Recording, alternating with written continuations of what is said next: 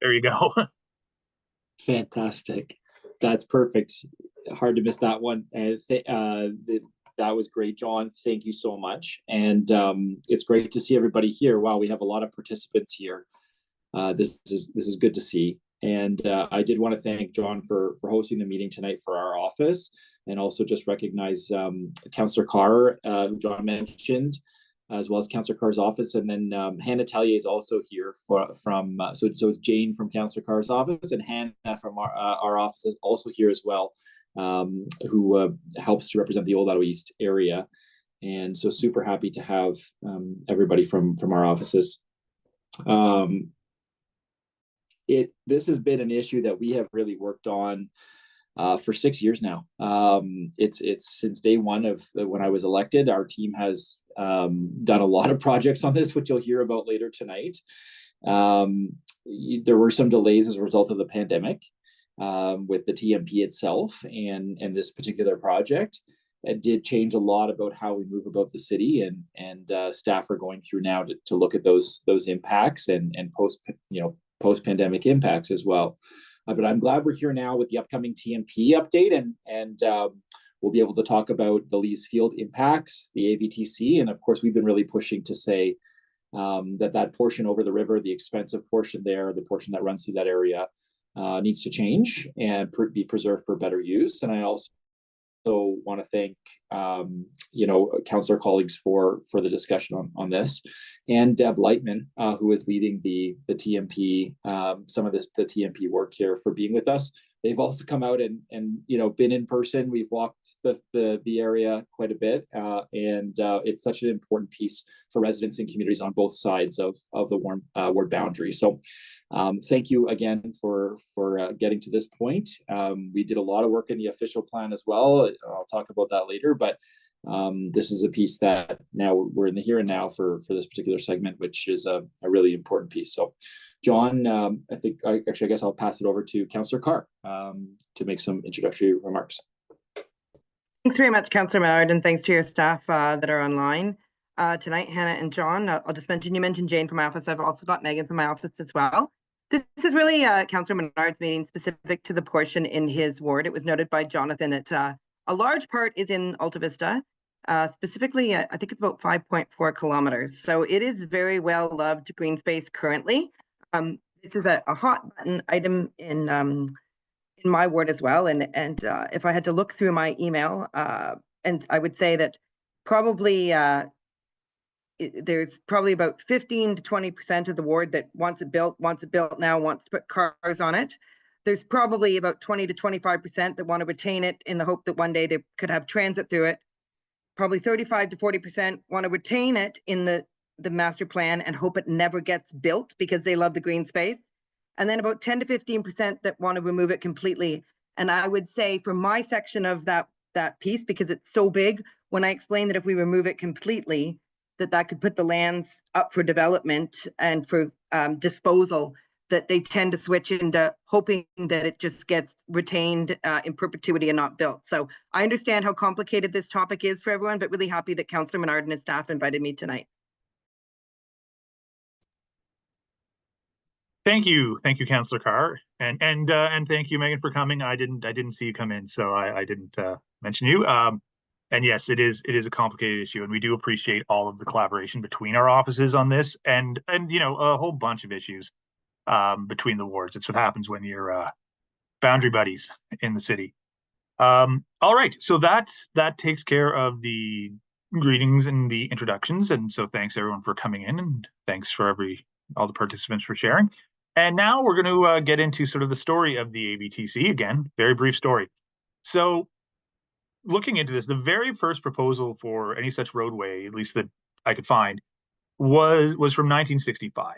And it was when the route of the AVTC was actually included in a bigger project that was called the Southeast Freeway. The freeway would actually extend even further, though, using King Edward to get to Sandy Hill and Lower Town. And then it was a year after that, in 66, when the Alta Vista Parkway first appears in the official plan. And so throughout its history, the AVTC, the freeway, whatever you're calling it, it has been called the Alta Vista Parkway and also the Alta Vista Transportation Corridor. So in the past, both names have been used, though these days we tend to mostly just hear transportation corridor. So the AVTC was included in the city's 1974 official plan, and it's remained there since through various official plan updates and amalgamation. Though it should be said that often it's remained on the books more from inertia than from any active planning choice. In 2005, though, there was an environmental assessment conducted by the city. An environmental assessment is also called an EA, if you hear that term.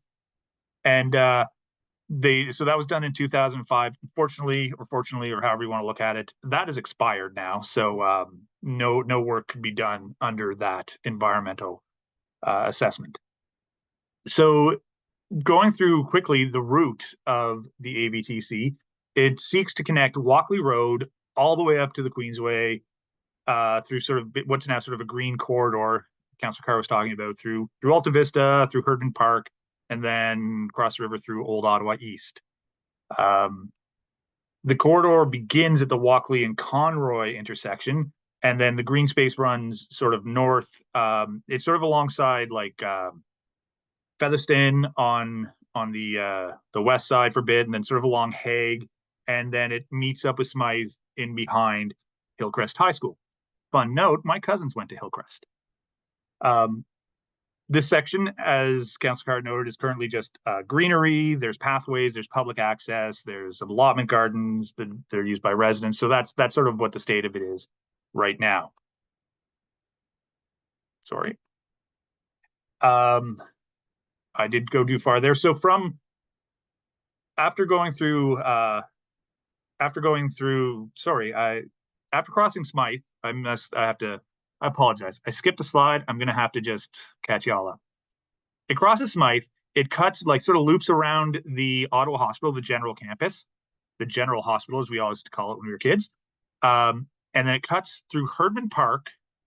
And then what we can see here on the screen, there needed to be a bridge built to then create the roadway, which is probably 2 lanes or 4 lanes. It needed to be an elevated roadway that would then continue on and connect with the Queensway, ending at the Nicholas ramp. So that is sort of the route of the AVTC.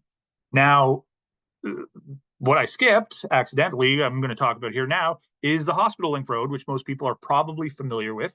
This is a section of the AVTC. It was completed in 2018, and it connects the Ring Road on the general campus, and sort of loops around, and it connects with Riverside Drive. So this road is already in use. It services the campus for the hospital. And I'll note that while it does make up part of the AVTC, should the AVTC be built, it can also continue as it is to serve this function of just connecting the campus to Riverside. The existence of the Hospital Link Road does not in and of itself necessitate a completion of the rest of the AVTCs. It's sort of agnostic on that front because it can continue to function the way it is. So that's it for my quick little history. Other people probably know more about this than I do if they've been following along all these years, but that's a brief overview. I'm now going to turn it over to Deborah Lightman from the city to talk about the TMP process. Deb? Thanks, John. I'll share my screen. How's that? So before I jump in terms of where we are at, work on the Transportation Master Plan is underway, and we don't have results to share today on where we are landing on this corridor. So I'll be talking about the focusing on the approach and the process, and listening to the conversation amongst the community. Starting at what is the Transportation Master Plan? It's a supporting document of the official plan, and the official plan establishes high-level goals and policies. The Transportation Master Plan provides additional details for transportation and mobility. It identifies policies, networks for all modes of travel, active transportation, transit, and roads, and then also infrastructure projects to meet the mobility needs of residents and businesses as the city grows and to achieve our official plan objectives. Growth is a major focus. Our planning horizon is 2046, the same as the official plan. And we do update our transportation master plan every 5 to 10 years. This transportation master plan has taken longer than expected. As Councillor Menard mentioned, we had some delays because of the pandemic, and some of our data collection and technical work had to be pushed back. We finished the first part of the transportation master plan in April 2023, and that included the active transportation projects and networks because those didn't depend on the data collection and the modeling. Now we're working on the part 2, which is the capital infrastructure plan. And the major focus of that is the road and transit networks and projects. So we had a phase of engagement in the summer of 2024, last spring and summer, sharing the results of our origin destination data collection, as well as some of our sort of modeling approaches to forecasting future travel demand. And our next phase of engagement with the projects and networks and investment scenarios is expected to be in March and April of this year, so very soon. And at that point, we will have completed the modeling and we'll have some sort of preliminary recommendations to share. And the full TMP capital infrastructure plan is expected to be completed in June or July of 2025, going to committee and council for approval at that time. Some of our key considerations with our TMP Part 2. The new official plan sets out population and employment projections to 2046. So Ottawa is expected to grow from about 1.1 million today this year to 1.4 million people by 2046. Significant growth. Slightly more than half of this through intensification, but still almost half by greenfield development, including significant growth in the city south. And so the Transportation Master Plan takes the official plan population projections for different areas of the city, and we actually kind of drill down to a very small geographic scale. We assign growth to these small areas of the city, and we do our technical modeling based on that. We also have the TMP Part 1 also included a set of policies, and some of those policies do affect our Part 2 work. For example, we have a strong approach on transit first in our networks and projects. So we'll be identifying our road network needs based on our ultimate transit network rather than based on our affordable transit network. As one example of how that Part 2 work carries over to Part 1 work carries over to Part 2. We have our climate change master plan. We also have post-pandemic travel patterns that are being rolled into the TMP Part 2 analysis. And in our phase 4 documentation, we shared how we would be treating that. So projecting that office workers as a middle scenario will be commuting 3 to 3.5 days a week, and then also doing some sensitivity tests on higher and lower commute rates for those office workers who are working hybrid. Equity and inclusion policies, affordability is a major challenge, and then our affordability analysis is coordinated with the asset management plans, development charges, bylaw, and our city's long-range financial plans. Again, our Part 1 documentation went into quite a lot of detail on our sort of approach and methodology for doing our networks and projects. So it starts with developing travel demand forecasts. And again, those will include the post-pandemic work trends. We'll be identifying new projects to meet travel demand, as well as reviewing all of the projects from the last Transportation Master Plan. Once we have ultimate networks, we'll be prioritizing those projects in terms of which are the most important to build first within our affordable envelopes. And the sustainable mode share targets and greenhouse gas reduction targets are absolutely part of developing those networks. And then finally, prioritizing projects and ensuring affordability. So that's sort of the big kind of the overview of what we're doing with our capital infrastructure plan. So shifting to what we can share about the Alta Vista Transportation Corridor and how we're considering it within our TMP Part 2 work.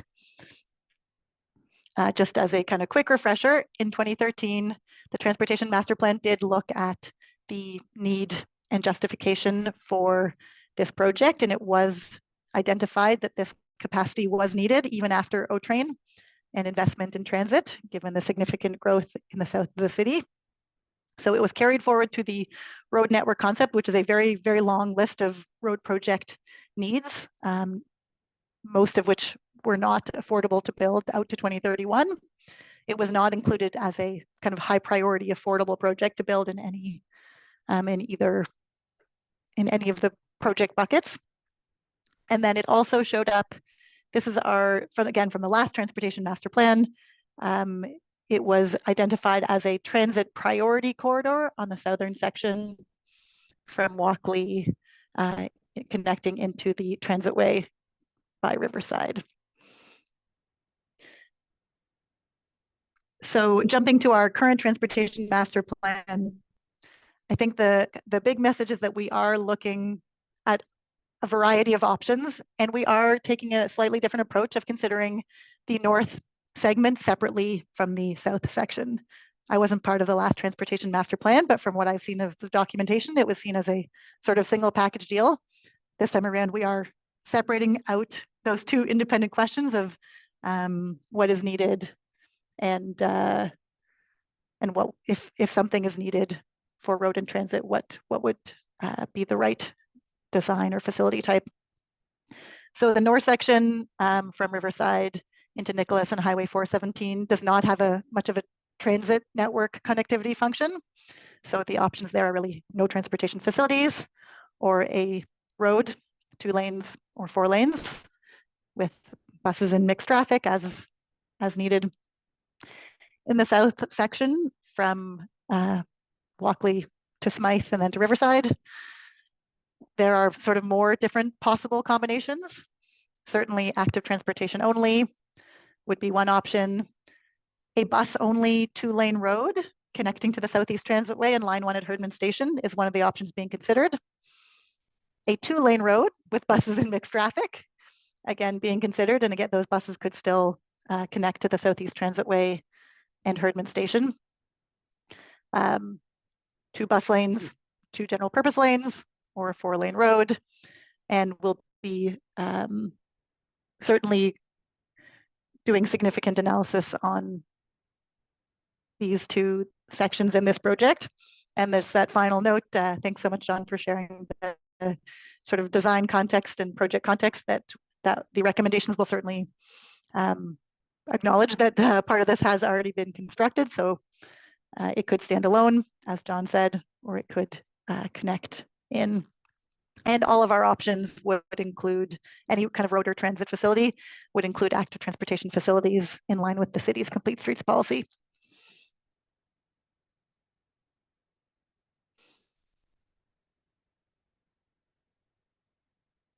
So in terms of testing these options, the inclusion of one or both segments of this project in some form would be based on project need, and then considering performance metrics such as transit ridership, traffic congestion and capacity across the different screen lines, and as well as network connectivity for transit as well as for roads. And we've been asked several times if we are considering downstream impacts, and absolutely, our modeling work does allow us to do that. And it's absolutely important to be doing that at this stage.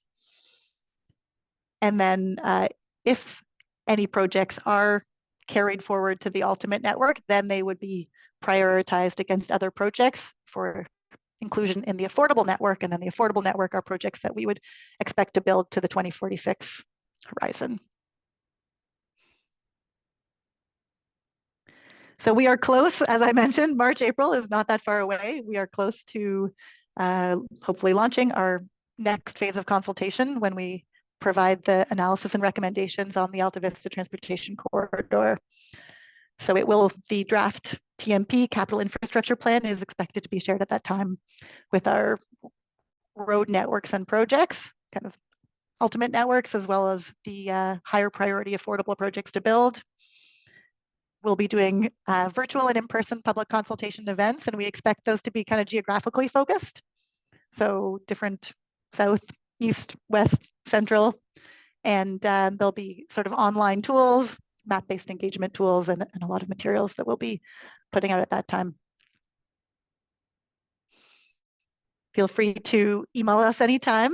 Check out the Engage Ottawa website for the materials that are already there, such as our kind of phase 4 travel trends and needs and opportunities report. And look forward to the rest of the conversation this evening.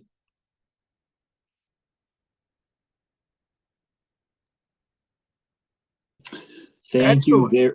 Oh yeah, go ahead, John. Yeah, this is my meeting, Sean. No, yeah. Thanks, Deb. We really appreciate all the work you've done on this and your team has done on this, and that's really helpful context for everybody of the process. And also reassurances that we are not too far gone in the process. It's still all options are still being discussed. So, but yes, now Sean, I'll throw it over to you to talk about Lees Field a bit. Thanks so much, John, and thank you, Deb, for that presentation. We're really lucky to have John working on this, and Deb as a city transportation planner. Their knowledge and care is second to none. And I actually was with both of them when we went to Lees Field and talked through, and actually right beside us were people playing javelin on that field. Where do you see that, right? Where you those sorts of mixed sports, and you see that all the time on this particular field. I'm going to look closely at that field at 160 Lees Avenue. Obviously, there's a lot more to this potential roadway, but this is the section that's in Capital Ward specifically. The section that runs over the river and through this section is exceptionally expensive, and one that we're really trying to change with transit right next to this. So this field is often referred to as Lees Field or the People's Park. It's right beside Springhurst Park, effectively expanding the park, and you see people playing there all the time from those large towers that are nearby and from other places in the city, including into Councillor Plant's area as well. We will be looking at this section because it serves a much needed purpose for residents. Needs and opportunities along different sections of the AVTC can vary. And so it's important to make decisions that are important for the specific context of each part. Lees Field isn't officially a park, but it's certainly used that way. Residents living nearby the towers, they don't have, large lawns of their own. During COVID-19, that this was heavily used when it was allowed to be used. And in fact, residents throughout the neighborhood and all across the city do come to Lees Field for all kinds of, sports and recreation. It's a good space for that, or just spreading out a blanket, enjoying the sun. It would be really a travesty to lose this space. Its popularity isn't really in dispute, but that alone isn't the only aspect of this location to consider. Lees Field is also a block away from the LRT. So it wouldn't make sense to run roadway or transit through here when you've got literally a block away is the LRT, the new LRT. So bringing a freeway through the park would be redundant with that transit service. In fact, it would hurt LRT success and encourage more driving and pollution, which many cities are moving away through now in their core.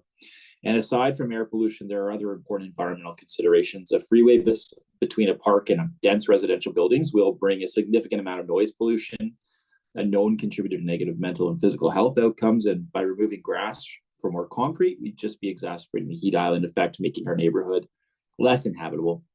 Old Ottawa East is also an area that has seen declining green space, and we need to preserve more green space in this neighborhood in particular.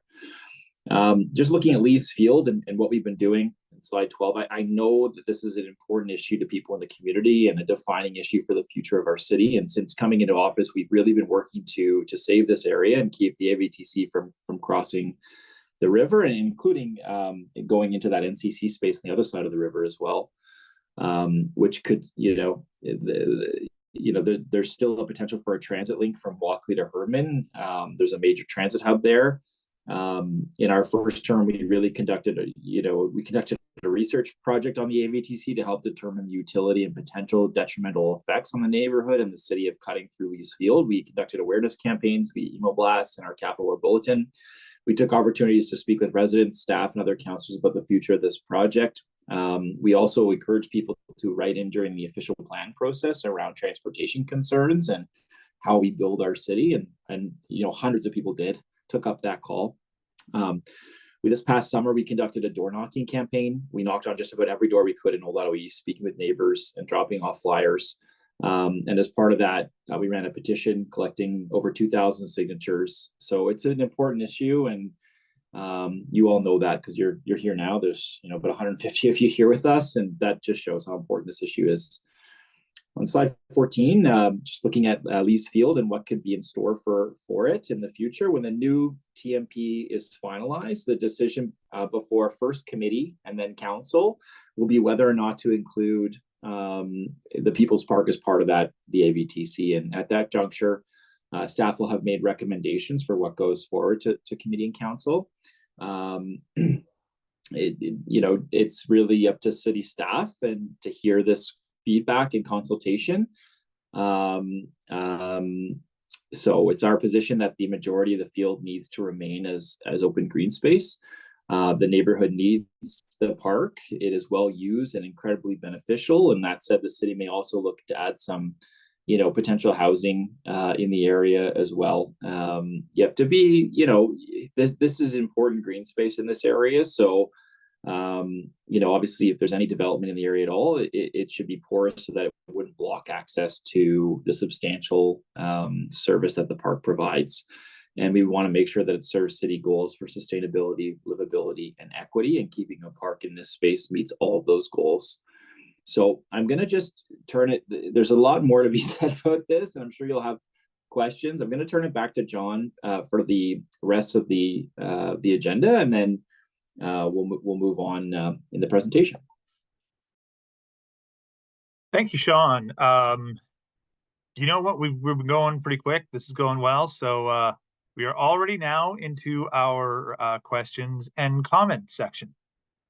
So the way this is going to work, if you have anything to say, question or comment, you can raise your hand using the little icon in the under the reactions on your lower bar. I see someone or a couple have already done it, and that's great.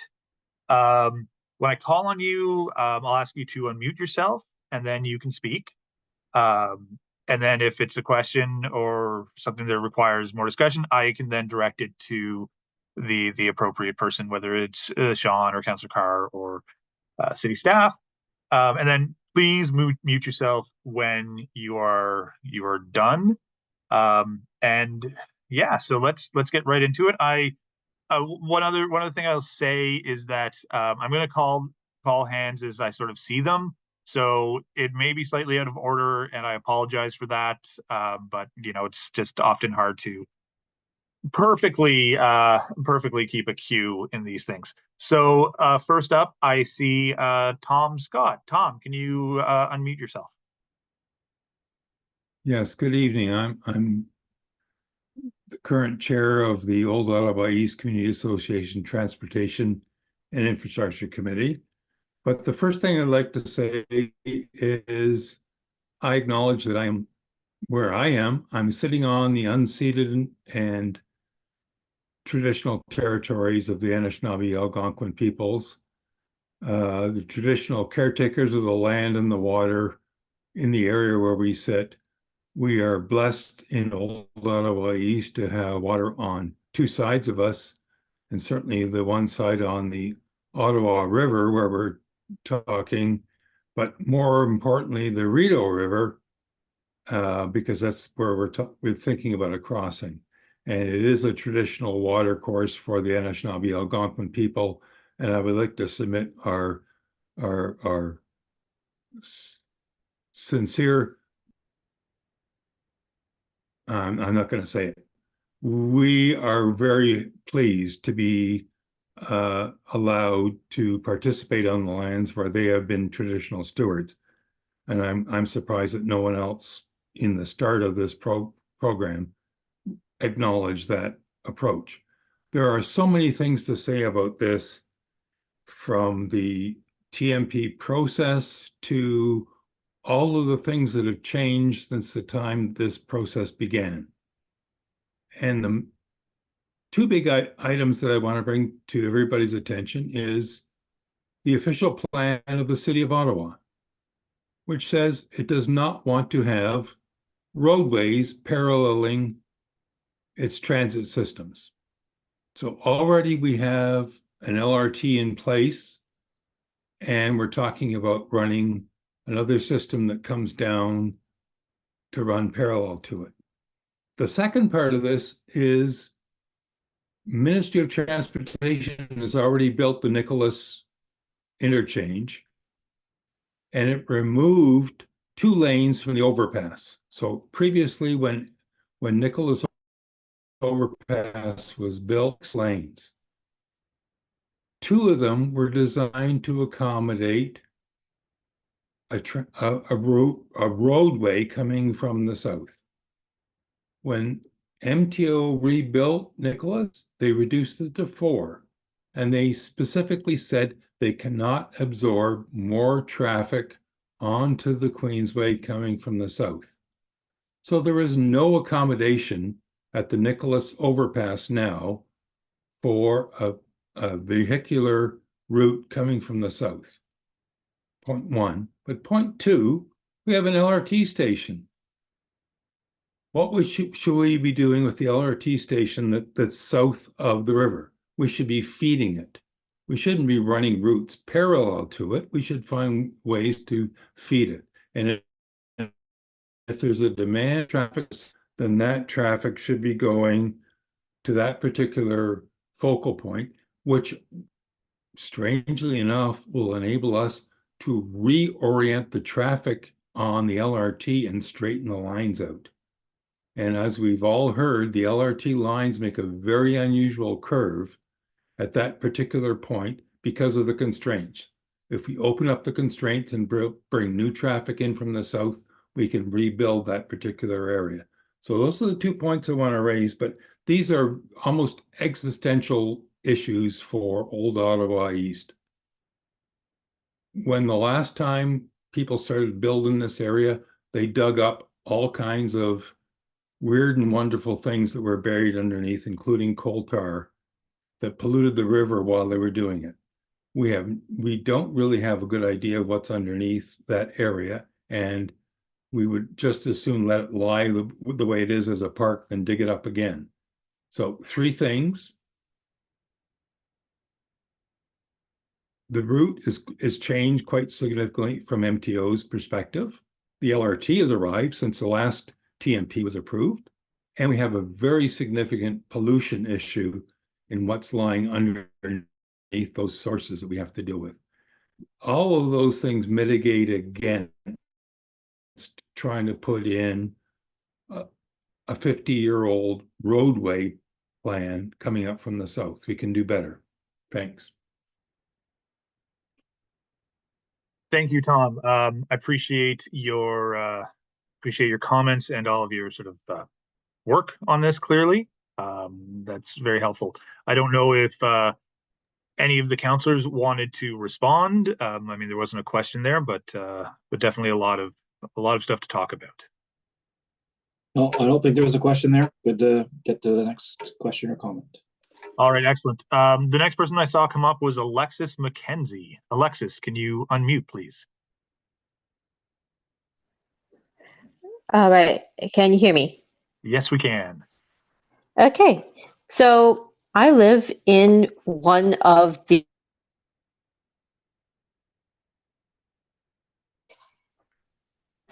idea of something cutting right through it and cutting off all the space is horrifying to me. So many people use it, families use it, the local community association uses it for all their sports and outdoors events. There's the trail nearby where people walk their pets and go get exercise. I've even seen this in the comments mentioned as well. That's also an area where turtles nest for their eggs. So it honestly would not make any sense to rob people of an important space to be outside where we don't have a yard. And only one of these towers actually has balconies, fenced in balconies, but something like a big space like that where we don't have space of our own would be just a terrible loss for everybody.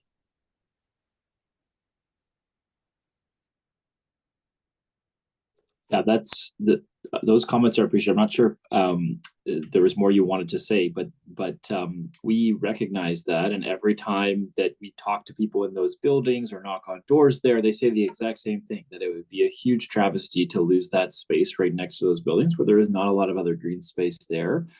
We have asked city staff to consider that as part of criteria, that there's offsetting uses here for this space. It's not just about the transportation network, but what we would lose if this were to come to pass. And this is a space that is cherished by many people, and we would lose that space if we put obviously 2 or 4 lane roadway through here, whether it be, to me, it doesn't make sense to have transit through here or a 2 or 4 lane highway through here.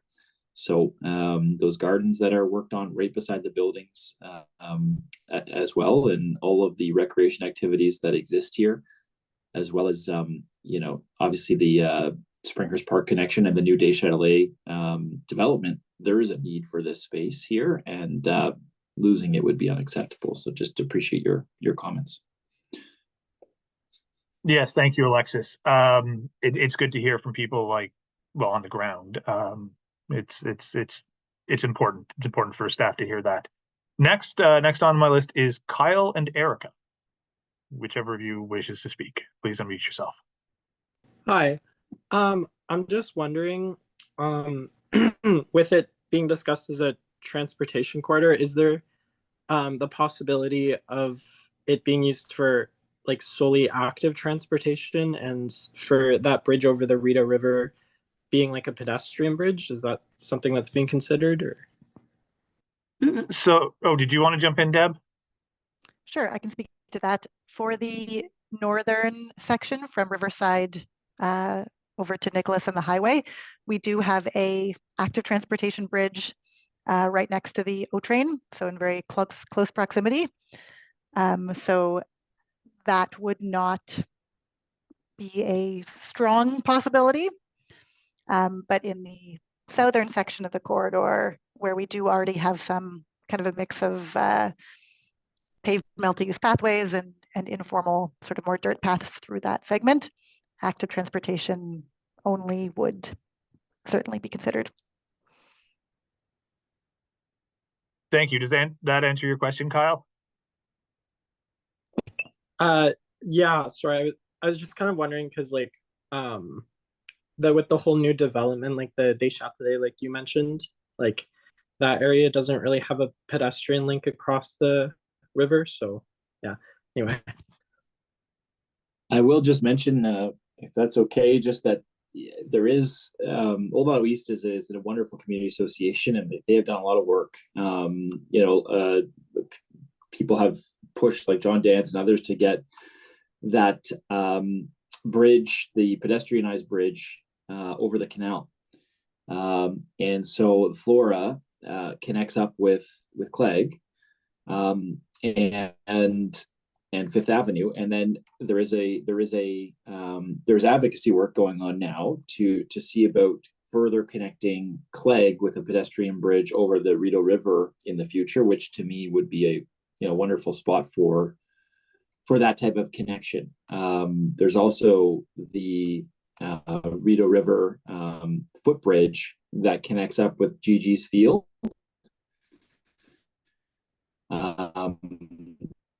And it is part of this, which are ongoing with a discussion now about the future of that. So, bridge over the Rideau River would be a great connection in the future, I think, and would help with the distance between other pedestrian crossings across the Rideau River. So, just wanted to flag that. Excellent. Thanks for the added context, Sean. Next on my list is RM.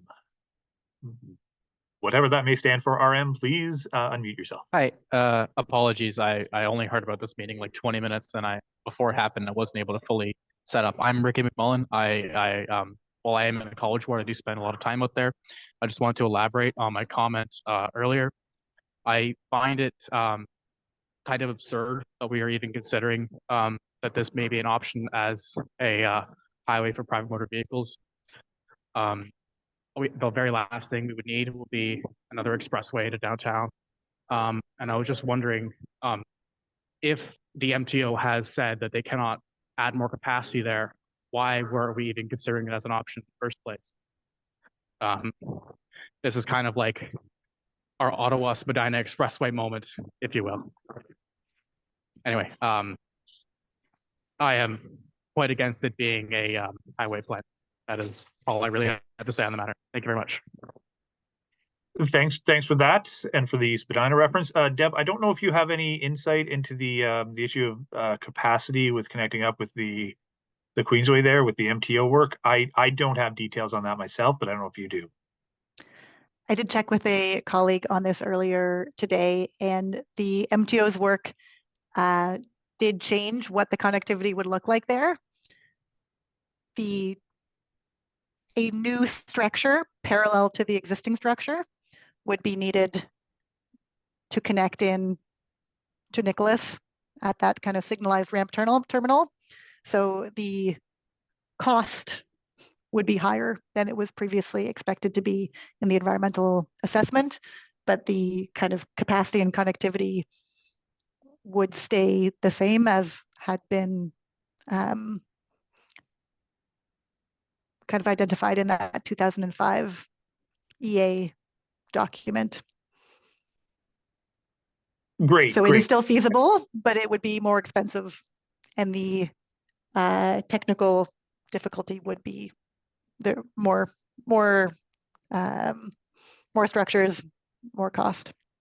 Right. So it doesn't fully eliminate the possibility, but that does certainly if you were going with the evaluating the sort of the cost effective or the feasible project, that would really heavy in the weighting and the assessment of it. So thank you, Deb. I'm glad you found someone who knew about that. The next person on my list is Bob Whitelaw. Bob, please unmute yourself. Thank you. I am the coordinator of the Leeds Community Garden. I posted a little note a few moments ago. I'll come right to the point. We have 30 members, many from the apartment buildings that do not have the balconies that were glassed in.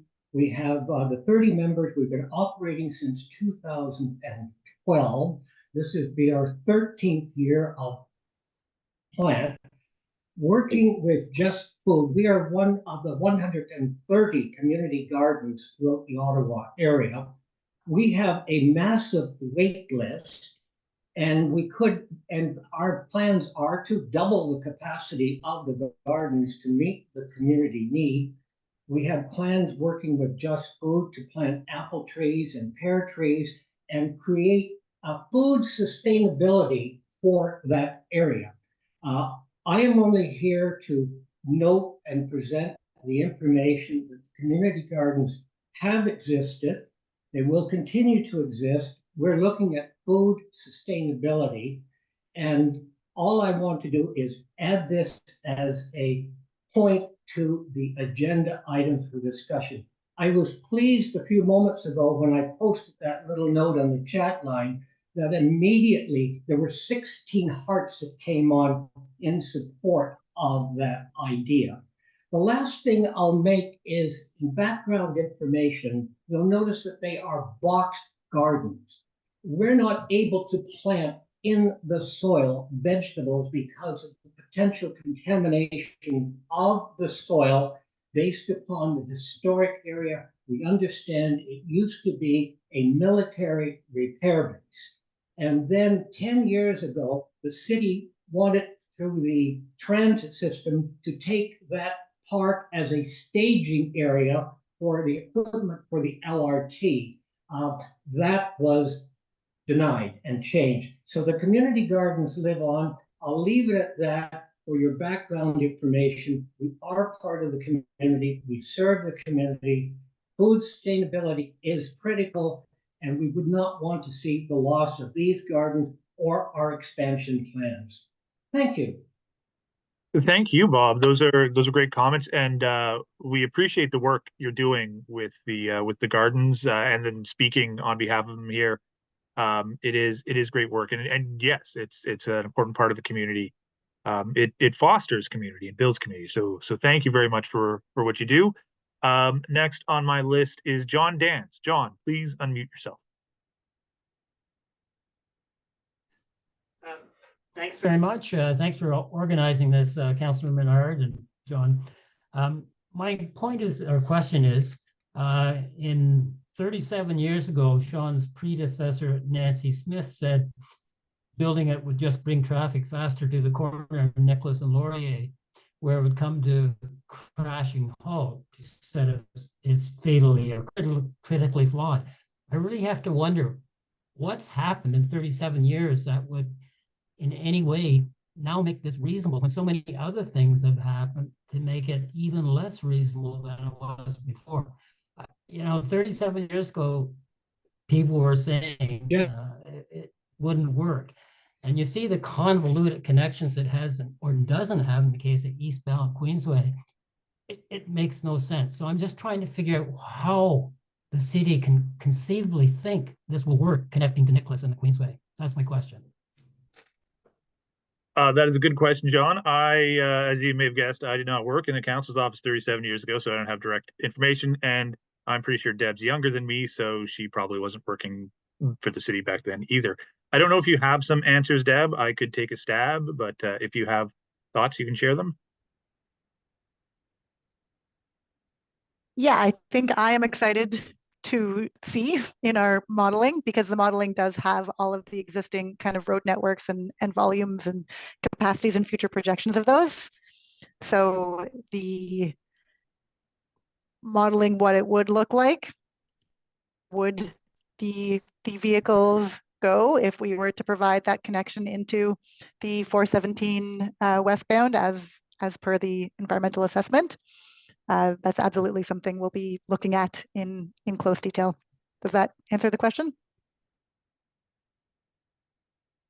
That sounds good. I'll also add that this is more anecdotally, but working on transportation projects at the city for the last 6 years and being like, resident volunteer person before that, the city is becoming more and more acknowledging of the concept of induced demand, and that if you build more roads, you get more traffic. So there, I would say that there has been a perspective shift in the last 37 years, even though, again, I was not around City Hall then. So that would also be part of the difference, perhaps, leading into this. I know that we've had these discussions as part of the TMP. So like staff are very much, aware of the concept and factor it in. Thank you, John. Next person up is Reese Phillips. Reese, go ahead. Thank you. Quick confession, I actually live in Hintonburg now, but I did live on Camrose for 6 years and spent many a night jogging rather slowly, but still jogging through that area. I love the area. But what I wanted to bring forward to tonight, I have been writing on architecture, urban design, and public transit for 35 years. 25 years of that has been as a doing editor to Building Magazine, which is Canada's oldest development architecture magazine. I have to say I was somewhat stunned to actually find out this was being considered in 2025. It's sort of like arguing maybe we should go back to bleeding as a medical practice to get rid of the Hubers. I would refer, perhaps I think maybe the traffic planners could spend 6 months in Helsinki, which is a city I often use because it is so much like Ottawa in so many ways, only it's somewhere deep in the 21st century, whereas I won't say the whole city here, but at least our traffic is somewhere back in 1975. This is a 1975 concept, putting in a freeway. I mean, forget the notion of parkway. That's just a propaganda term, putting in a freeway. In Helsinki, they did build 6 motorways, as they call them, into the edge of the city. But in 1969, the same year as Vancouver, they stopped building a Queensway right through. But they do have 6 motorways that do come in. They have now are moving to convert all 6 of those. Put a little bit of a hiatus in for some of them, but they are eventually going to convert all 6 of them to mixed-use boulevards with trams. One of them even is proposing putting in a canal in it. And this is not an old European city. This is a city that basically grew at the same time as Ottawa. I would say bluntly, there's not a progressive city in Europe, in Canada, in North America would we even consider putting in a parkway through there. My own preference, I think, the electric tramway, because the electric tramway would use the middle, would use only part of it. It's quite quiet. It's pollution free, and would provide from maybe the Lees station through to the old-fashioned business park, which itself is problematic. Would provide rapid transit all the way through there. But I really have to say, one has to sort of stop arguing or debating about, well, maybe have it for a while or what have you. This is a 1970 idea, which of course was stopped in Toronto even before that. And really to put it forward today as part of a master plan is just incomprehensible. Thank you. Thank you, Reese. Yeah, Helsinki is an interesting city for us to look at, in part because of their weather and yes, because of their age. I had a chance maybe about 10 years ago to speak with the gentleman, I think at Ottawa U, writing his dissertation on the transit system in Helsinki and comparing it to Ottawa. And it was quite illuminating. So yeah, it's a very good. Let me just add, by the way, if we're going to build a tram or an LRT, maybe we could ask Helsinki to do it, because I've compared the costs of building the LRT here and the costs of building an LRT in Helsinki. One that the Jokeri just opened last year, and it's literally a fraction of the costs that we pay. They built a 25-kilometer long LRT for I think it was about 700 million Canadian, and it's much longer than our existing one. And they completed it 6 months ahead of schedule and $80 million under budget. Thanks, Reese. Yes, yes, a lot to learn there. Next up, we've got Emmer's iPad 2.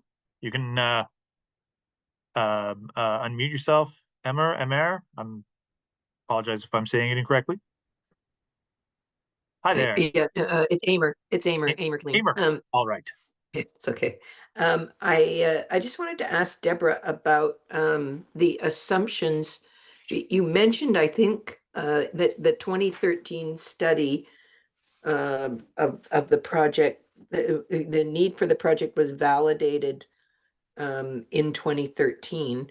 And I just wondered how assumptions have changed and what might, lead to a different outcome in this instance. Are we re-examining the project, and are we going to actually look at the assumptions that led to its validation in 2013? How does this work? It's a good question. I wasn't part of the transportation master plan analysis in 2013, so I don't know sort of how deep they went. I think one of the big differences of considering the segments separately, okay, and considering a bus only or transit only component on the southern segment is something I didn't see in the documentation from 10 years ago. We have a new official plan. We have new intensification and growth projections. We have some different travel patterns, some post-pandemic and hybrid work expectations.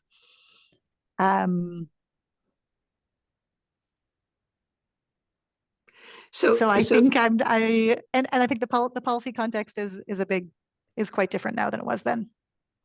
Okay, so if we apply these, like, so I'm just wondering about the process. So what happens if we decide that potentially this is no longer necessary or not necessary in the format that was agreed to in 2013, or the structure? How do we change the transit master plan to reflect this different outcome in terms of the need? If one of the segments was removed, for example, and it would no longer show up in our sort of ultimate road or transit network mapping in our official plan. And I am actually not sure what would happen from there in terms of determining what would happen to the land. It would remain city land for sure. And at the moment, there are restrictions on, because it's protected for transportation purposes and has been for many, many years. Right now, there are restrictions on what can be done with it. So those restrictions would presumably be removed, and our sort of real estate and property and planning teams would carry it forward from there. Okay. Okay, I think I understand. Anyway, thank you very much. Thanks. Yes. Any future usages of the land, if it were to be removed from the AVTC, would then be well, then we join in on another Zoom call to talk about it then and see what we're going to do. So next up, I've got Erica Dupuy. Erica, please unmute yourself.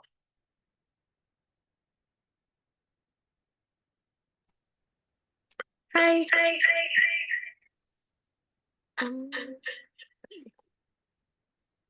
Sorry, one second.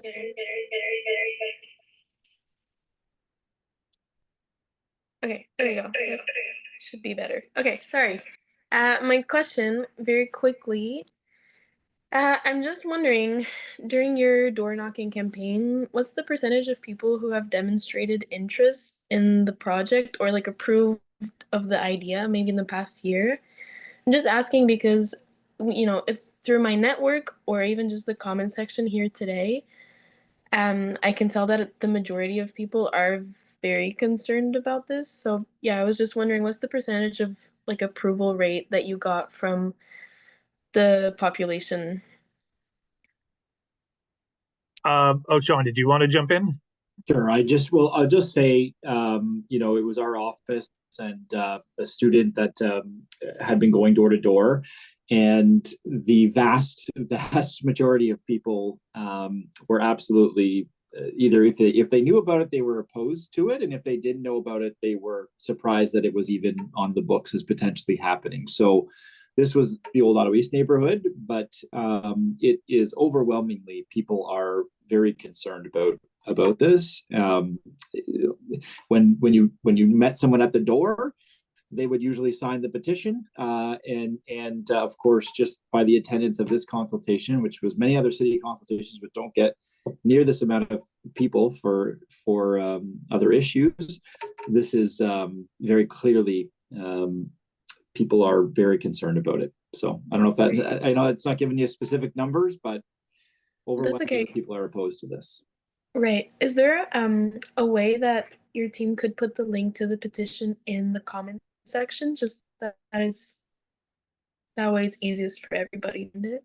Yeah, I'll ask John and Hannah about the online link. I'll ask. Ideally, Hannah. we could. While I'm doing the moderating, Hannah, would you be able to dig it up and it is on the event page. I think there was a link to it on the event page, but Hannah, yep, you can dig absolutely. it up. Absolutely. I will drop it in the chat. Thank you. Thank you. Thanks, Erica. Great. And now, Joseph, can you unmute yourself? Hi, I'm assuming that's for me. Yes. Yeah, I just want to echo what Reese said earlier. Like I'm still kind of shocked that the city even wants to entertain this idea. Like what the hell are we even thinking? Do people at the city even go to Nicholas during rush hour? Because my experience is that we're basically going to be shuffling gridlock to more gridlock. It just feels like a complete waste of taxpayer money, just completely insane, especially considering just how underused the LRT is. Like at this point, it's like, does the city want to pave over the Rideau River and the Rideau Canal next? That green space is super useful to everybody in the neighborhood. I live not very far. We use it sometimes to play with friends and, you know, kids and everything else. And I saw just how useful it was during COVID. Like the amount of people that were out and about daily because you couldn't get any other fresh air just really shows how important it is. And once again, like I just can't see a future for this at all. Like there's no point in even discussing anything kind of west and north of the Rideau River, but even the parts south of it, again, don't really make any sense. There's not a single use case other than maybe the hospital link that makes any sense at all versus keeping it the status quo. So yeah, I just again wanted to echo what everybody else was saying.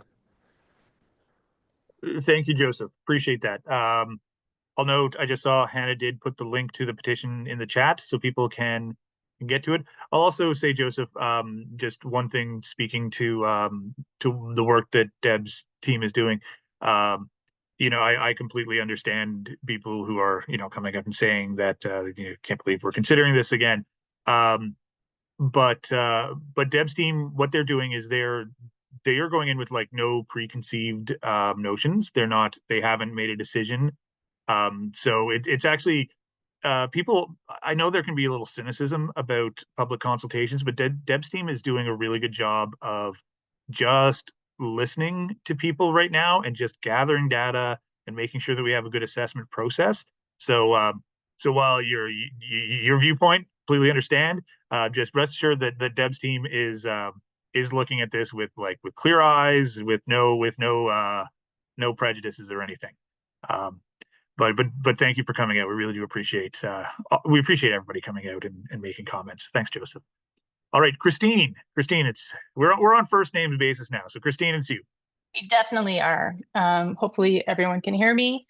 So I'm hearing impaired. So thank you for the slides, and I hope you'll circulate the slides after. I'm also Franco-Ontarian, so if you need me to translate to Francais, I'm happy to do so because I know how hard it is to do that. I'm happy to see Councillor Carr here. I know you are the councillor who works with the Accessibility Committee. So a committee of volunteer residents in Ottawa who identify as having a disability. I fractured my ankle this December, so I know how important it is for mobility for people who use wheelchairs, use mobility devices, have restricted mobility for all kinds of reasons, as well as parents of young children who may not be able to afford a car and are just trying to make it in today's world, and really rely on that opportunity. I'm sure in Alta Vista, just as much as Old Ottawa East, able to use these spaces to get where they need to get fast. The LRT was built. Councillor Menard has been fielding questions on Facebook about the loss of bus routes and the frequency of bus pickups. People in lower socioeconomic brackets need to rely on public transportation. I purposely rely on public transportation to support active transportation goals for the city, greener goals for the city. I've moved in an area where I can walk, bike, or bus to work for that specific reason. And I echo what everyone's saying. Putting a roadway, transitway through this small square of green space where families can go and play and look up at the blue sky in the urban core, which is becoming more and more hard to do as the days go on, to me is just ludicrous. I think John and I believe it's Reese said it really well. And I want to go back to Alexis, who I think was one of the first speakers, who lives in the Lees apartments, same side on Alta Vista, with a lot of people who are living and renting spaces in these apartments and can't even walk out of their apartment and get some fresh air.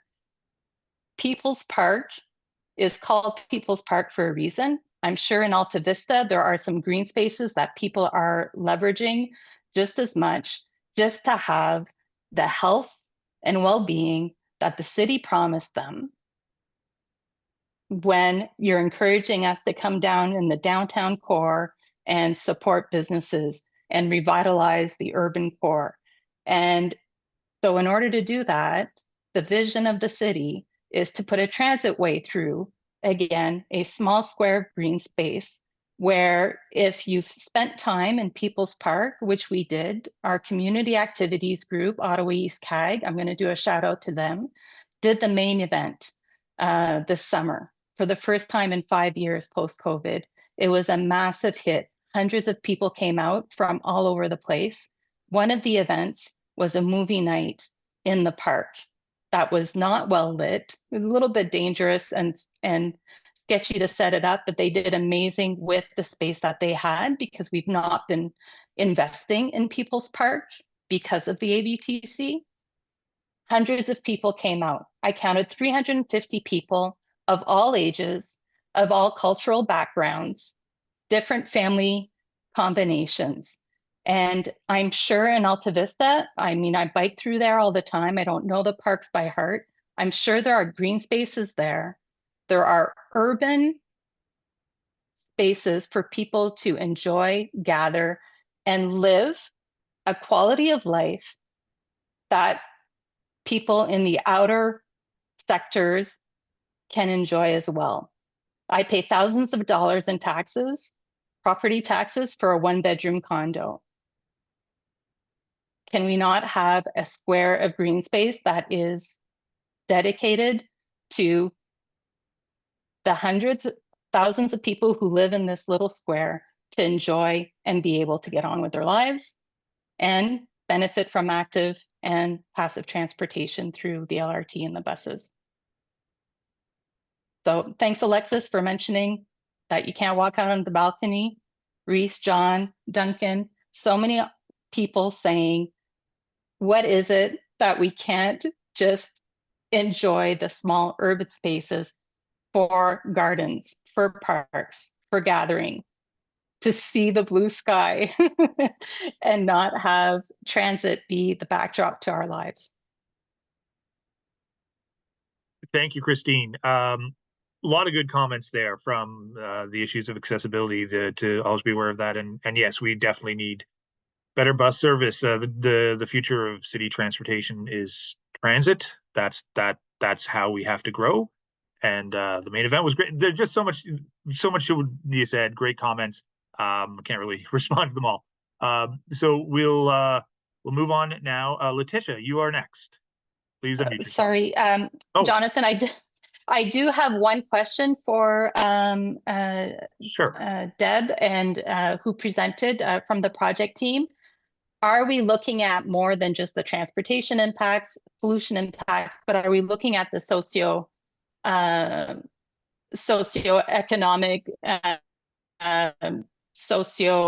demographic impacts of the space? Because we tend to look at it from a couple of different lenses, but not on the people lens. And so that's just, I'd like to be able to participate in that. I'd like to be able to get information on that, on the people impacted from the AVTC. So all the people in the neighborhoods beside, what's the socioeconomic makeup, who lives there, what does that look like, and are we disadvantaging them? Because it's easy to do, because there may be transient, they're renters, they don't have voices, et cetera, et cetera. Great. While we're on that note as well, just to pile on with some questions for Deb before we toss it over to you, Deb. There are some related questions in the chat. So William Van Geest is asking, can Deb speak to how equity will be factored into future decisions here, which relates to Christine's question there. And there is a question around pricing and whether there are any estimates on costs for the various options. So I hope it's okay that I add those on to your list of questions, Deb. Thanks. I think at a high level, the Transportation Master Plan Part 1 set out policies related to equity, and certainly reliance on transit, walking and cycling, and the importance of investing in those modes of space efficient transportation, important from a city building perspective, mobility perspective, and then also from an equity perspective. So sort of throughout our approach, where we are seeking all of the transit solutions first, I think that's one of the ways that equity gets carried through. The analysis is transportation focused. It's a corridor that has been protected for many decades for the purposes of accommodating transportation needs and moving people from the southern parts of the city to the core, with that rapid growth that has already been happening and that's still happening. So the sort of the approach of accommodating as much of that travel demand through transit first is sort of really the core of the modeling, while also recognizing that people will still be traveling by car where there's not enough transit. Sort of residual travel demand is the technical word for it. I will jump in also, Christine, and just say that our office certainly will be considering that, and we are considering that, and we recognize the issues of equity with this parcel and with sort of transportation planning in general. So we will certainly be ringing that bell, because it is a very important consideration. John, can I just really quickly just Sure. add on to yeah, we've written about the impacts of this for people in those towers nearby, but also others who use this park on a regular basis. And one of the things we've also talked to transportation planners about is the criteria with which these decisions will be made. And I think what you're raising now, we're going to be doing it as we heard it report through our office based on this discussion, and obviously posting this discussion. But what you're talking to now is the criteria with which these decisions will be made, in my view, and we need to flag that that's something that our transportation team, our TMP team, needs to consider fulsomely is this piece. So your comments are heard loud and clear. I did hear Hannah had asked a question about cost as well. This is as I understand it, into the hundreds of millions of dollars to go over the river through this area, connect up with the 417. So it is a huge cost. I don't know if the estimates are fully scoped out yet, but this is a giant cost, in addition to being what I would characterize as a bad idea. So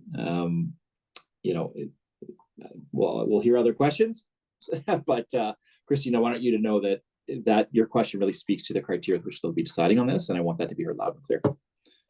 Thank you. All right, thank you very much, Christine. And now, Letitia, you've waited, and it is all yours. Hi, thank you. Can people see me? Yes, we can.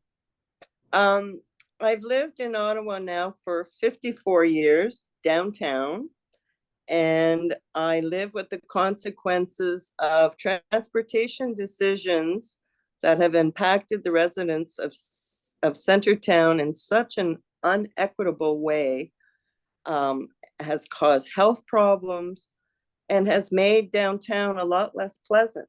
The Vanier Parkway is a great example.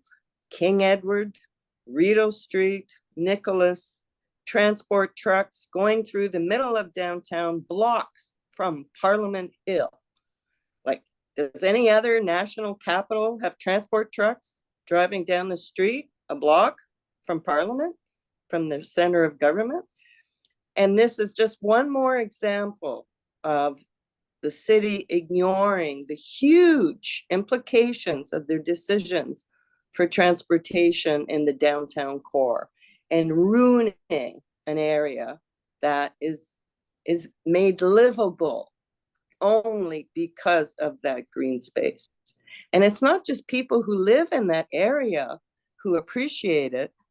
People from all over, right up into New Edinburgh and into Ottawa South, use that path. It's packed with people. It's full of people all the time, every day, in all weather.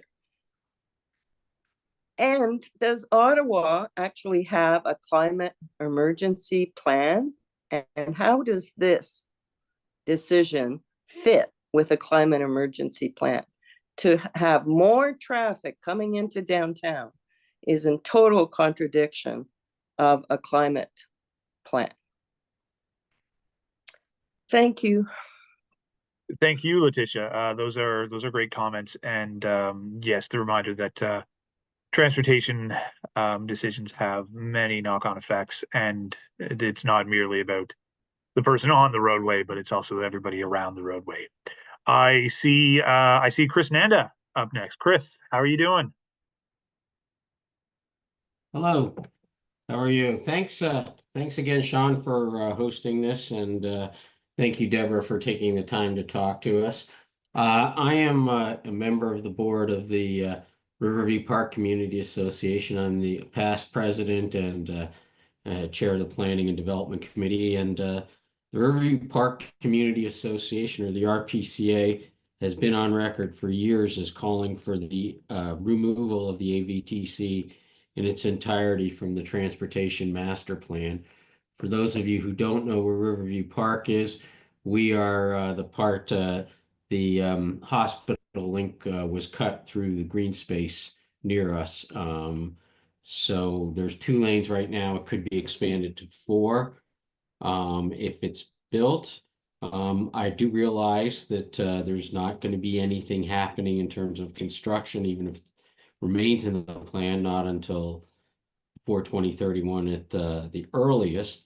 But removing the roads would allow people to, build some of, not build, but have, greater certainty about green space protection, which is more and more important. The tree canopy, things like that, which the city, needs more green space and more to help absorb greenhouse gas emissions.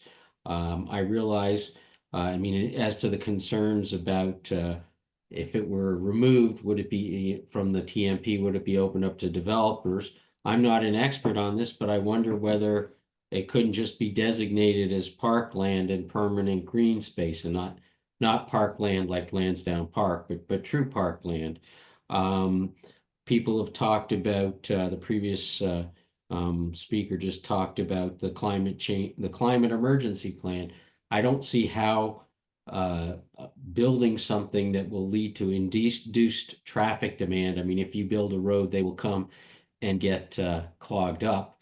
I don't see how that's consistent with reducing greenhouse gas emissions or the climate change emergency.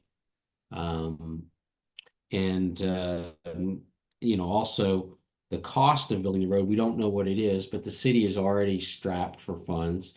And again, even if nothing's done for, another half dozen years at least, there would be resources presumably potentially geared towards that. And removing this road would allow more dedicated funds to be used for things that the city really needs, much more than another road.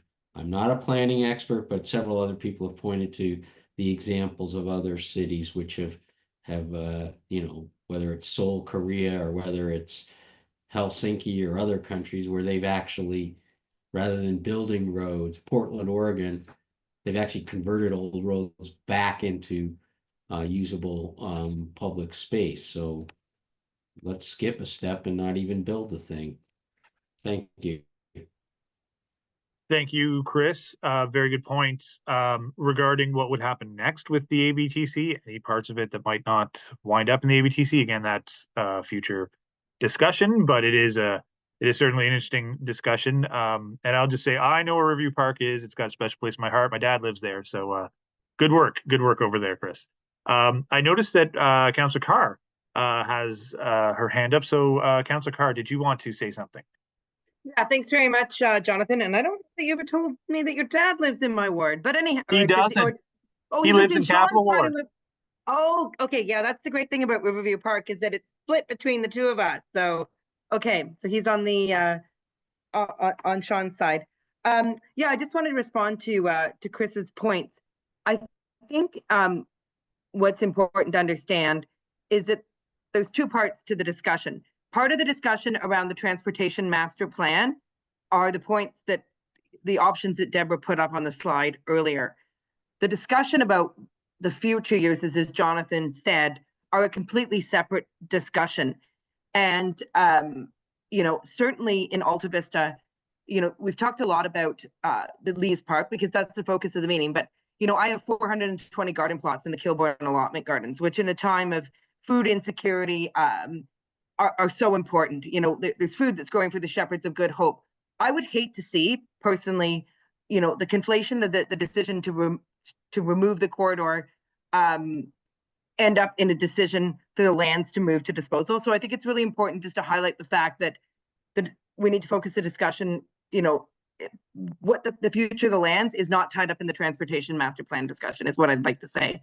So, you know, when we looked at the top 5 sprung structure sites and saw that one of them was on lands which are part of the AVTC in Capital Ward, that tells me that staff are thinking about potentially using the lands for development or other purposes. So I just want to make sure that there's an understanding that taking it out of the TMP does not mean that the lands are guaranteed for green space. And that's something that I've really come to understand as a councillor. So I completely support leaving them the way they are as green space, but kind of two different things. So, but thanks, Chris, for coming out. I know we talk about this a lot. Thank you, Councillor. Appreciate that. Now we'll get back to not doxing my father. And Lucas, what do you have to say? I have like a couple quick comments and like a clarification / question. Is that I just want to reiterate, I guess, with the people that are being very like questioning this whole idea about this need for this.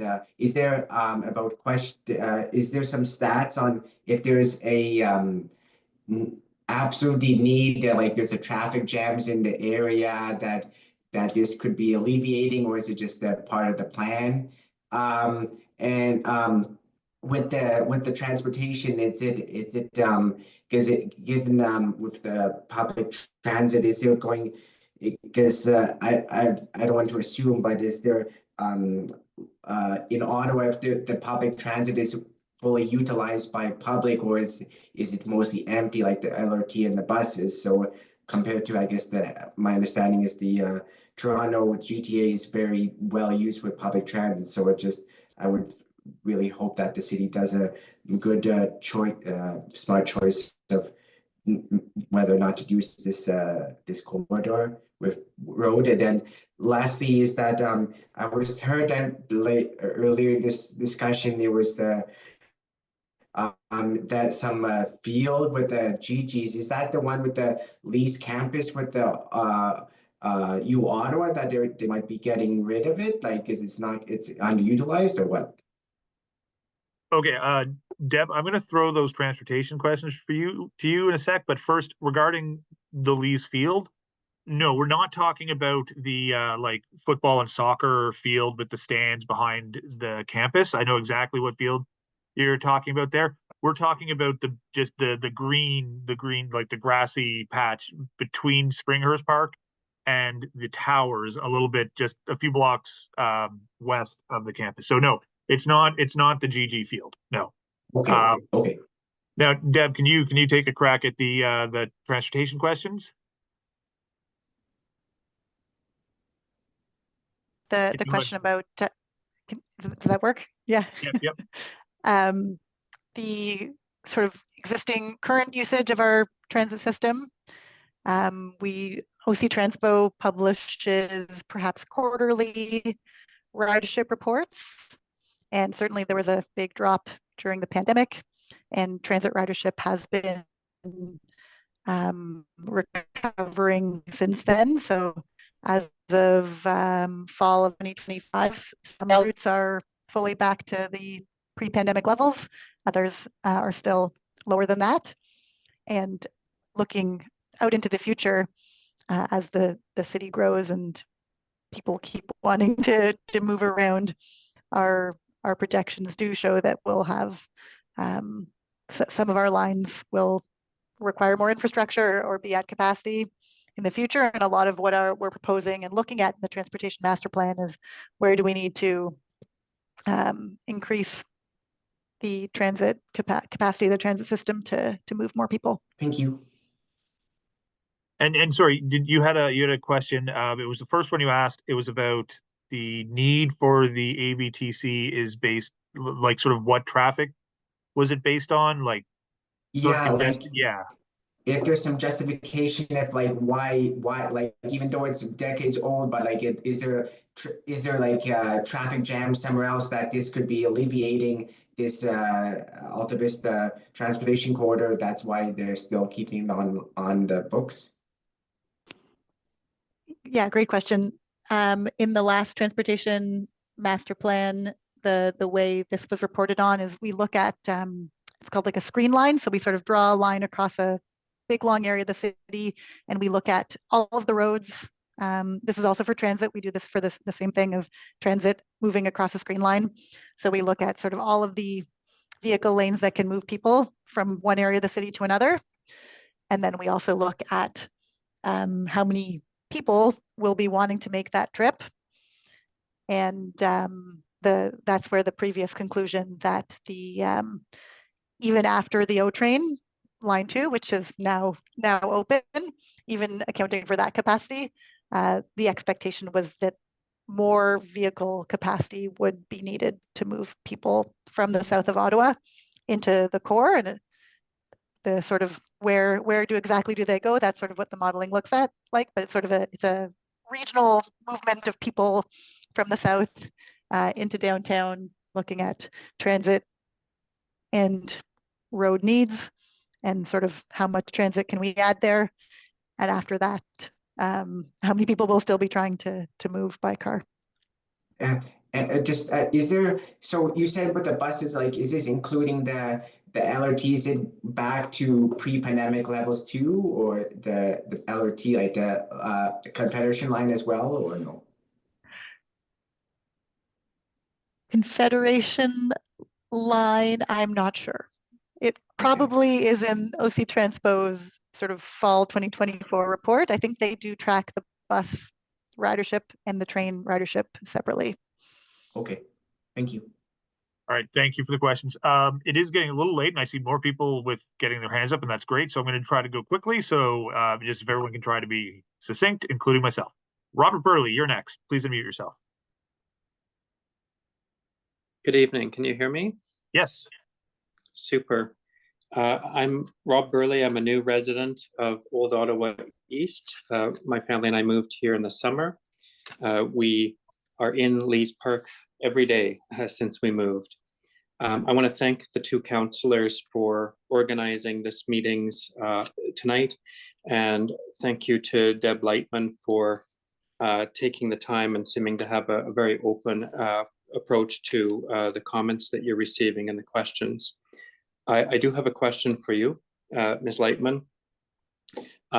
On the website of Councillor Menard, and I would recommend to you, Councillor, that your staff put a link to the website page that describes many of the issues around the People's Park that we're discussing tonight. It's a superb page that captures so many of these points. That page indicates that past population projections for Riverside South have come to be far less than was predicted. Ms. Lightman, you've referenced population projections a few times tonight, and we see that the population of Riverside South is less than 20,000 now, when it had been predicted to be over 50,000. That's a huge variance. As you're doing new population projections, I'm wondering if you're taking into account that the federal government has recently reduced significantly the immigration numbers for Canada, a decrease of about 20% for permanent immigrants, more than 40% decrease for temporary residents, which I think would be a major impact for a city like Ottawa. Thanks all again. Thank you, Robert. Deb, have you had a chance to take that into account, the new immigration levels? The city's population projections are done by a different kind of research and forecasting team. And our last official plan would have been based on sort of the best available information at the time, accounting for growth rates and immigration rates, as well as the province sets projections at the provincial level and allocates them to different cities. So I can't speak to, certainly whenever we update our official plan projections, we do look at existing population at the same time as expected future development, and we have expectations about densities built into those population projections and land area. And I think we certainly account for the speed of development that's happened in the recent years leading up to the population projections. So this transportation master plan is using our current official plan population projections. Separately, the province updated their population projections to make it to have a higher growth projection for Ottawa in the future than the last time we did this. So there is an expectation that in the coming year, I believe the planning team will be reopening the official plan population projections.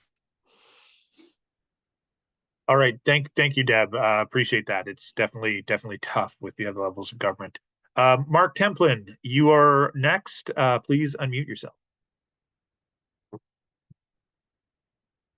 All right, thanks everyone. Thanks, Councillor Menard, for organizing this. And I'm actually in Alta Vista ward, so thank you, Councillor Carr, for attending and answering our questions and listening. So far, so many points, but and I put it in the text or in the chat as well, in case I didn't get on. I haven't heard anybody mention the existence just to the east of the proposed corridor in the southern part from Walkley Road. We have the 417 already there. It's really easily accessible from Walkley already and from Hunt Club. And given that, if we had this corridor funneling traffic north to Queensway, it would end up in the same spot anyway. Was that taken into consideration? What difference would it make to have this corridor as well as the parallel 417 if we were just going to end up in the same bottleneck anyway? That's probably a question for Deb. Thank you. Thank you, Mark. Deb, you can answer it. I mean, I assume you are taking all of this into account, but perhaps you have a better answer than that. No, I mean, I think it's definitely a good point, and the existing capacity on the 417 is certainly, yeah, it's absolutely being taken into account.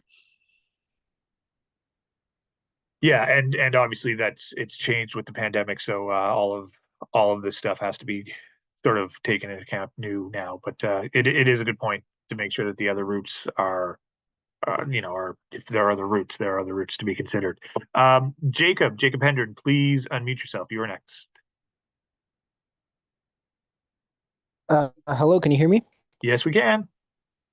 Hi there. I just had two kind of points I wanted to make. The first one, I know you said that it's not really in the purview of this discussion, but I think that not only should the section between Riverside and Nicholas never be a road, I think that the park should be actually protected as a park, and probably the city should invest money in upgrading it, because right now it's basically just a field. It would be good to have some other park amenities in that space if the community were in favor of it. But also I would just say that the section by the hospital and kind of farther south, I do think there's a value in keeping that corridor as a potential future transit corridor exclusively. There should obviously be no road construction, no highway construction or parkway construction. But who knows, in 50 years from now, if our population is growing now, just wait till a bunch of climate refugees move here 50 years from now, there's going to be a huge growth continuing into the future. And I think it would be good to have potential future transit corridors still kind of kicking around in case the transportation needs at that time warranted it. So that's what I would say. Thank you, Jacob. Really appreciate that. A future discussion of the use of that park. I look forward to that. I hope we can have a good discussion about that with the community. Christine, Oh, you are. Oh, I'm sorry.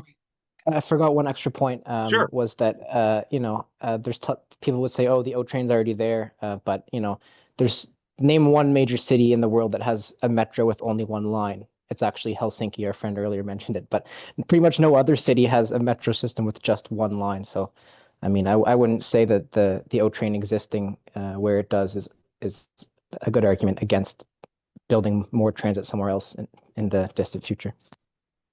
So, thank you for taking my comments.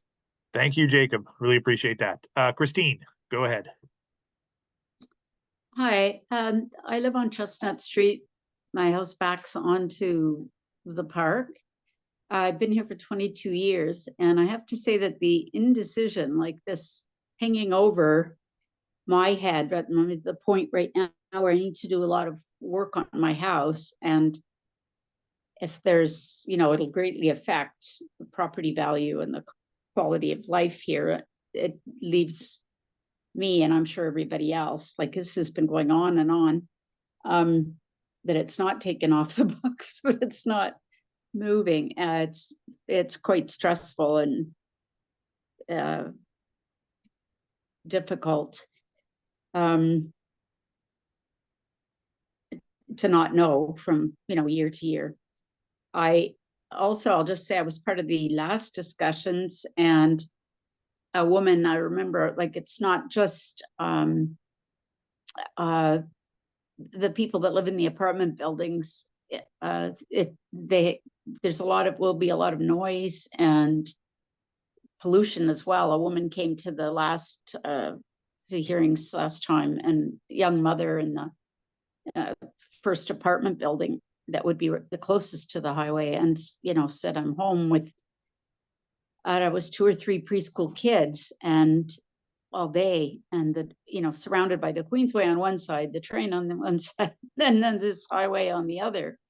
It would be not only having access to the park to take kids out to as well. So it's quite difficult. The thousands of people living in those buildings. Another, I guess, a question, the environmental assessments run out. What would that take to, how much money does that take to redo? That's the river is separate, right? That's a separate environmental assessment, and that has to be redone as well. The effect of the bridge over the river. Or Yes, is that would be part of a new EA, would it not, Deb? The part of the river? Correct, that it was a single environmental assessment that spanned all the sections of the corridor, including the segment over the river. And so what would that cost to redo the whole thing?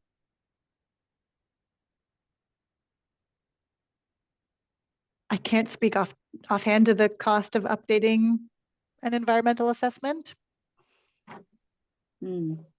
I wouldn't want to guess, really. A small fraction of what it'll cost to build the bridge over the river, though.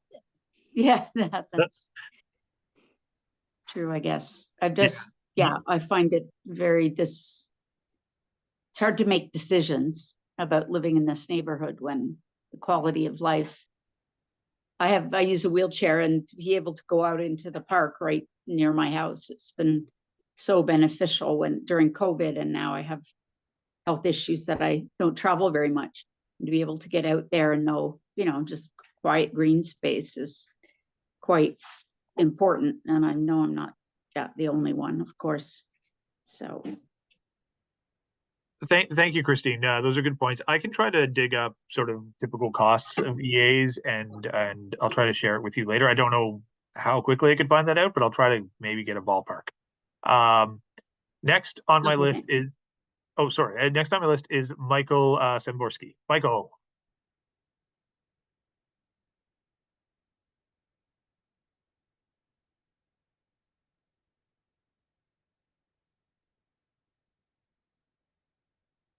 We can't hear you if you're speaking.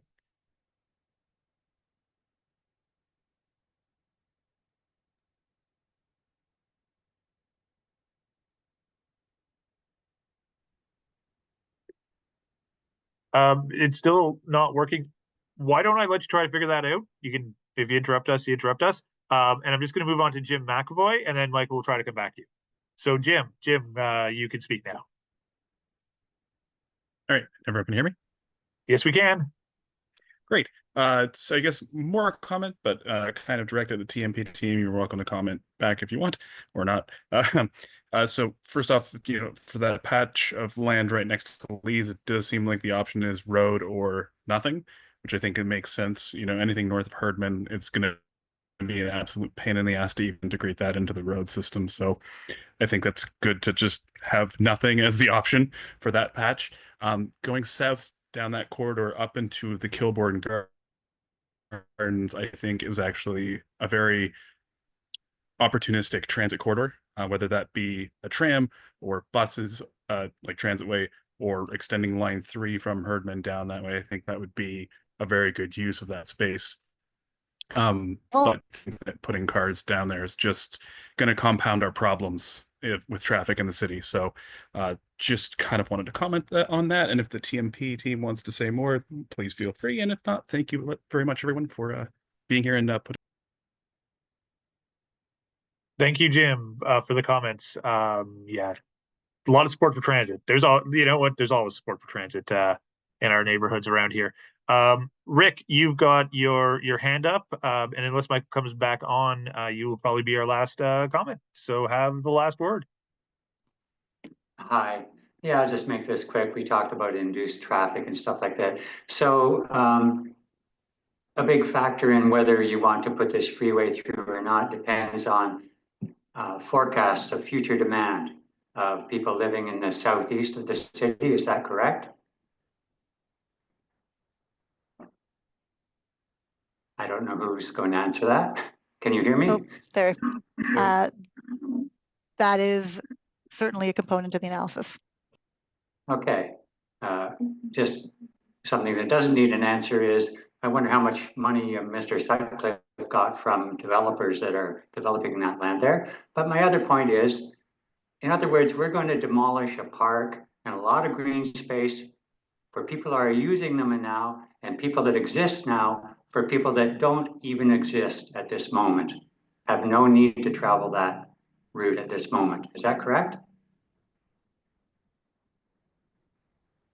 So obviously forecasting is for future use. Yes.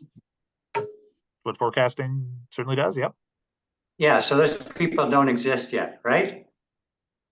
Well, that would be an existential concept of the nature of reality and the temporal idea of time and existence. No, so they don't. There's nobody living in that area right now, and so those people don't. There's no need for this freeway at this point. And so you'll be building this freeway for people that don't even live there right now. And so they would be moving there to use that freeway and create more traffic, and they would be displacing and devastating the green space for tens of thousands of people. And when the other route that they could take for this thing is to not come across the river there, and simply do what they do now, and that's come onto the freeway, and there's a dedicated lane on the freeway since the construction of the O train. And so they can come all the way from Riverside and connect onto Nicholas with their own dedicated lane on the freeway. They don't even need to get on the 417, and it takes about 2 minutes more than obliterating People's Park and all that green space. Is that really a good trade-off, 2 minutes of commuting? Yeah, I mean, I think the challenge, if I can speak to this corridor has been protected for transportation uses for many decades to accommodate that expected travel demand. It has never shown up in anyone's construction plans. So it's never shown up in our affordable network as a sort of high priority project to build.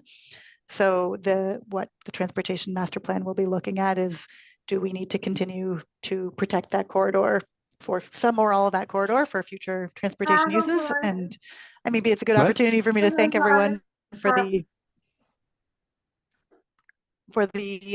sort of the insights and the thoughts today. Lots to think about, lots to take back, and absolutely, I I do use the park. I know it well, so I absolutely appreciate its importance to the community. And important, it's a good point about the trade-offs of time saved versus other uses versus possible other routes. And I know that that's something that will be considered. So important points, Rick. Michael, I see you've got your hand up. Oh, Sean. I just want to thank Rick Burrows in particular for all the work that he's put in, all of the free time, all of the volunteer hours to improve the quality of life for people in Old Ottawa East in this area, in Springhurst Park, and the expansion of facilities. Your time and energy has benefited many people in that Springhurst Park, People's Park area. And I know how much you care about it. So thanks for all you've done in that area to help enhance people's lives. So I am just going to say we are up. We've almost used up our grace time, but Michael, you are back with your hand up. So I'm hoping that you've got your mic working properly. So please go ahead. Can you hear me now? Yes, we can. Thank you. So I have 2 questions and 1 comment for Ms. Lightman. Obviously, this project needs to die. So I would like to hear how we get there. What's the steps there? Not that this project is like deprioritized or not budgeted, but like what's the steps to kill this once and for all? So this like 50-year-old idea is just wiped from, from I don't know, we're just not on any future plans. That's one question. The other one is, I guess one of the ways we get there, this analysis you're working on, you mentioned that, the analysis you're going to be doing is transportation focused. That's very concerning. It's clearly the wrong approach. Like basically what you're saying is that you're going to ignore like 50% of the comments that we've mentioned here. So that's not acceptable. I'm sorry. So I'd just like to hear from you what can be done so that the considerations taken are more wholesome, not just from a transportation perspective, not transportation focus, but the entire impact will be taken into account. And the third, it's a comment. You mentioned that, again, part of your analysis is that you're going to see how transit can be augmented and so forth. And then I think you mentioned the word like auxiliary traffic or something like that. I forgot what you said. That, then maybe you need to have some roads all the time. The comment on that I have is Ottawa has something like 6,000 kilometers of roads. Okay. We have already too many roads. The answer should never be where we are right now. The answer is not another road. Okay. So anyway, that's, and thank you for your time. Thank you. Deb, can you respond? I think just the question, I think Councillor Menard had mentioned his interest in continuing the conversation sort of directly with the TMP team about, it's a transportation analysis, but it's within the context of cities and city policies and city building. So how do those two come together? So I think it's a conversation I don't have an answer right now in terms of the sort of specific, best path forward on the, the how those two come together. But I think it's absolutely, we're doing TMP in the context of our overall city objectives, while also needing to kind of keep that transportation and mobility focused lens. And I am optimistic they will come together well, but yeah, I'll just add really briefly because it's a good question of like what are actually the next steps to make sure that this doesn't happen any longer. The next March to April phase of the TMP is critical for that. So we're going to publish through our newsletter just the times to engage there. and how to engage. And every time we do that, we mention the AVTC, we talk about Bronson, we talk about, a couple different issues in the ward, but the AVTC is what we always speak about. So this input can't stop here. We need to continue through that March-April timeline, and other official channels the city will open up for this consultation. And that's the critical point of how this will change, is what results from that next phase. So it's absolutely critical. Everybody on this call does whatever they can to email in comments about this piece and where you stand. This consultation will be published for us, and we'll do a report that we submit to staff. But beyond that, we need your help to continue. And John, I know you had mentioned my next steps or closing comments. We can have that be it, because we're already going up against 9 o'clock here. So I'll pass back to you. All right, thank you. Yes, it did. That last question, that will have to be the last question due to the time. If people do have more questions, they can still comment, but it does dovetail nicely with the next steps. As Deb had mentioned, there are upcoming public engagements that will happen this spring. We don't have dates yet, but we will share them. And there will be a whole bunch of other ways that you can give your feedback. And you can always just email our office, capitalward@ottawa.ca. You can email Deb's project team at tmpupdate@ottawa.ca.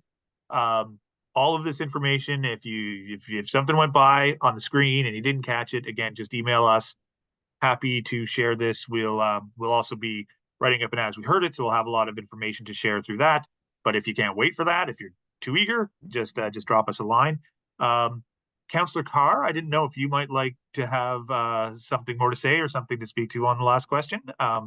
But if you do, you can jump right in. And well, first of all, I'd just like to thank Councillor Menard. He's not only my ward boundary neighbor, he's also my council mate. Council seat sits right next to me at council. So he's a great neighbor, a great colleague, and I really appreciate him inviting me to this meeting tonight. I'll also mention that Councillor Menard has done a lot of work over the years, and he originally started out about say no to the AVTC, and I talked to him earlier this year, and I said, I'm not convinced we want to pull it out. I don't want to, because in the case we need to have transit 30 years from now. And I did hear those comments tonight. I did hear some people say, we really want to see it removed from the area near Lees Avenue, which I completely support. I don't, if I got a vote for that, I wouldn't support building it there. But I do think, heard tonight a lot of people saying I could see it potentially holding it for many years for transit, because my piece the piece that I have in my ward is so long. So lots to think about for me. And Councillor Menard and I will continue to engage, but thanks to everyone for coming tonight. It gave me a lot of perspective, and especially thanks to Councillor Menard and his office. Thank you. Thank you, Councillor. And I know that our offices will be working on this and many more things together. And, always a good time down at City Hall. So thank you, everybody, for coming out. It is 9:01, so we're late, and I apologize for that. But have a good evening. I will leave this screen up for the next couple of minutes if you want to jot down the email address, and then I'll be shutting down the Zoom after that. So thank you all very much for attending. Have a great evening.